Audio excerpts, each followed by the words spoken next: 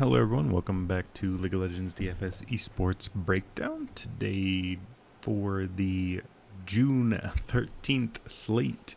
Pretty interesting one we can go ahead and talk about, but we can quickly recap yesterday before we get started. Not a great day. I think we went 1 for 1. I ended up picking the OMG over Ultra Prime, and that was not the way to go. LNG did end up getting the win over BLG in a close game, but we were kind of already dead after the first one either way. So, there's kind of the way the cookie crumbles sometimes. So, it is what it is. But I think we did decent read. I think mainly the area that I went wrong with is I kind of overvalued, I think, how much Jerry would add, or maybe not subtract, I should say.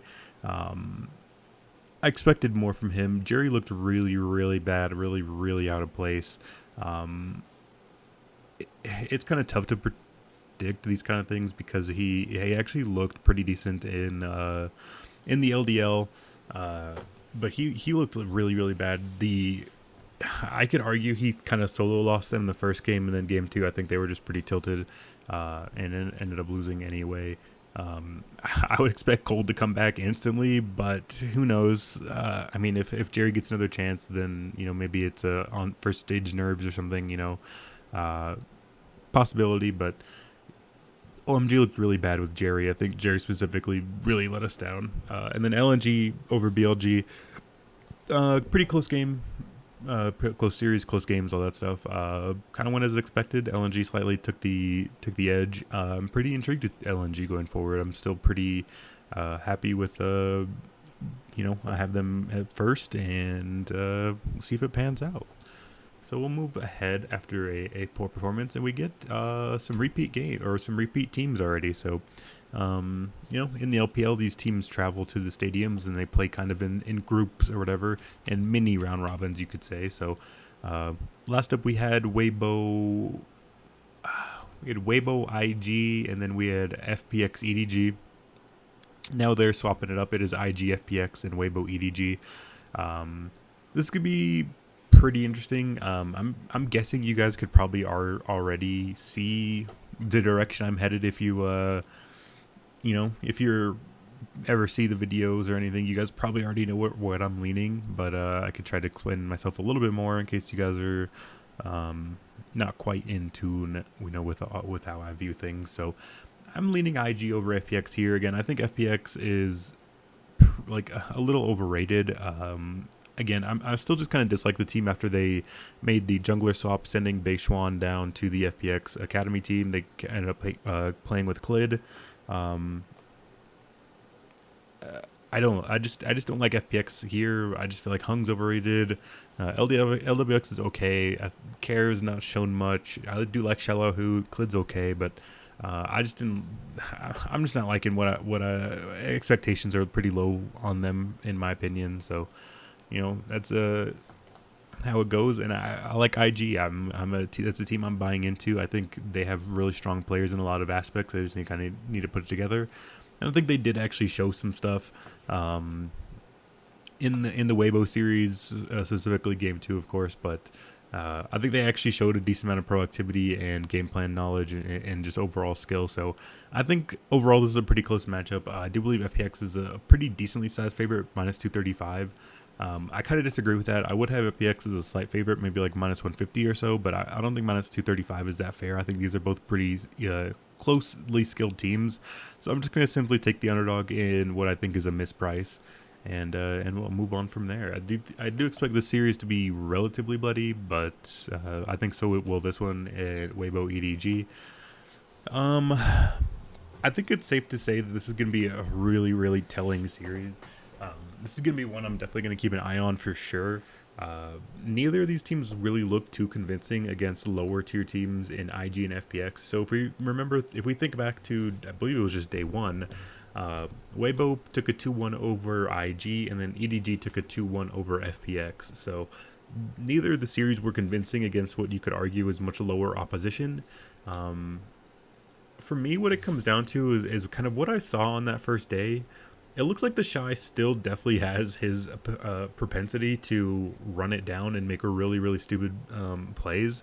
And Flandre actually looked really good, and I think that's the kind of like weird part here is because the preseason expectations for EDG were if Flandre can pick it up, this is going to be a dangerous team. Um, he did, but then the rest of the team collapsed around him, so we don't know that much. Maybe they're just like kind of experimenting with styles or something. I'm not sure, but I think overall the top lane gap here is going to be pretty drastic if Flandre plays how he did in the first series. He was really strong in that first series. Um, so I think that's just what it's going to come down to. I do think this is going to be a pretty top-heavy oriented game plan from both these teams. And I think overall, I would just favor the rest of EDG's players here a little bit more. Yeah, I honestly wouldn't necessarily blame you if you did want to go to the Weibo side because I think that does make sense as well. I definitely strongly considered it. Um, I do think in a weird way, I think Weibo is going to be a little bit under owned or maybe like a little bit overlooked here, considering they're only a slight underdog. However, I think people are going to want to go to EDG, just the former world champion things, all that stuff. So there's a possibility that people kind of overlook Weibo here, but I'm just not a believer in the team either way. I do think it makes sense. Again, this is a pretty close matchup. Neither of these teams look too convincing, but I'm just buying into EDG's ability to bounce back a little bit more. That's why I'm leaning that direction, and mainly again through the top lane. I think Flandre played really good in the first series, despite the rest of his team not looking good, and then I think the Shy played pretty bad in the first series. So I'm just gonna buy into the rest of the EDG roster and hope Flandre continues to do well, and that'll be it. Yeah, I'm leaning towards the underdog in IG over FPX, and the slight favorite there in EDG over Weibo.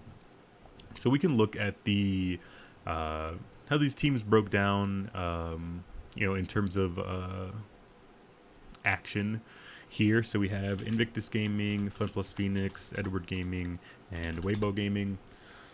If we look here, it looks like FPX IG is going to be the little bit bloodier of the two. That's kind of a little bit what I expected, so that would be the one I would favor a little bit more. However, I do think both of these games are relatively close, so I wouldn't say you need to put a ton more into FPX IG. I do think it's possible that EDG get like a better, good scores here as well.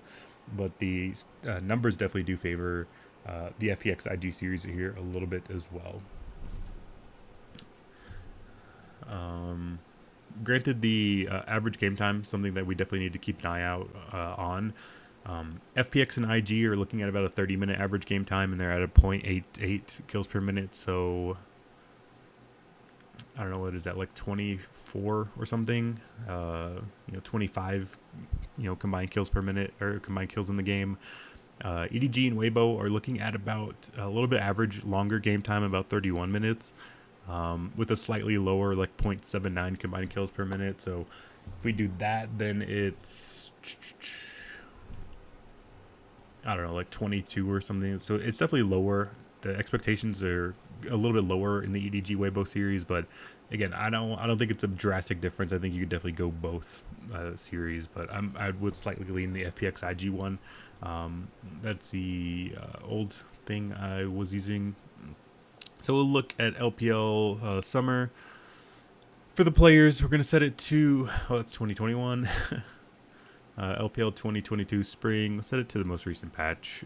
Just try to get some more up-to-date information, I guess. Do Invictus Gaming EDG. Let's see if there's any players we need to filter out. Key Shashang Mole. So we'll put it to 6. Actually, we'll see if we could just do wins. It's pretty low. We'll leave it on all results. Get a little bit more information there. So overall, Scout Viper, Yuakai, Shinlu. For kill participation, so double mid's looking pretty viable. JJ and then Shun. Shun actually looked a lot stronger in the first game of the in the first series. So possibilities there again. To go that direction. For top laners, I would lean Flandre. I definitely think just based off the first series that we saw, he looked much stronger. Um, I'm leaning that direction. So um, I think overall, when it comes down to creating stacks, this is kind of a little mini tangent. So you guys probably already have all your information. So if you click off, feel free. But my mini tangent here is you kind of just want a full stack either way. And then the only difference that kind of matters is outliers. And I think mainly the outliers that happen are within top lane very, very often.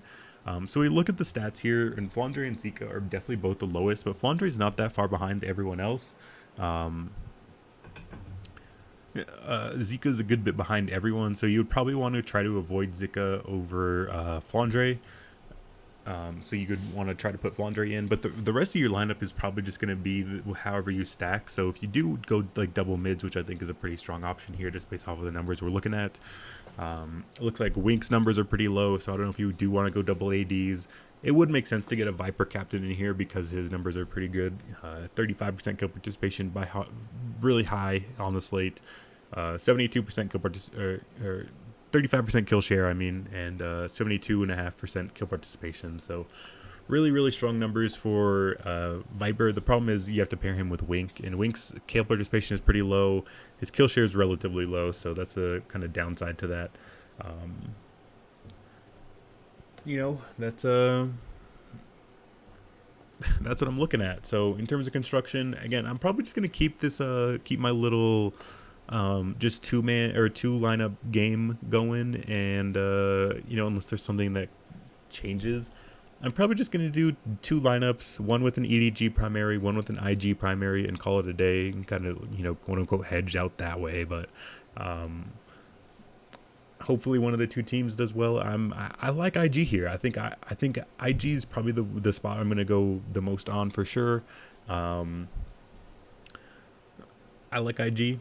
I'm a little surprised by the odds here, so I'm leaning that way, and gonna go IG and Flandre, and those are gonna be the primary things that I'm looking forward to. So that'll be it for me today. Best of luck to you guys all tonight. We'll be back again tomorrow. I think we have a pretty interesting stuff tomorrow, game wise. So we'll keep an eye out for that as well, and I'll be back for that tomorrow. And I'll see you guys then. Thank you guys for tuning in.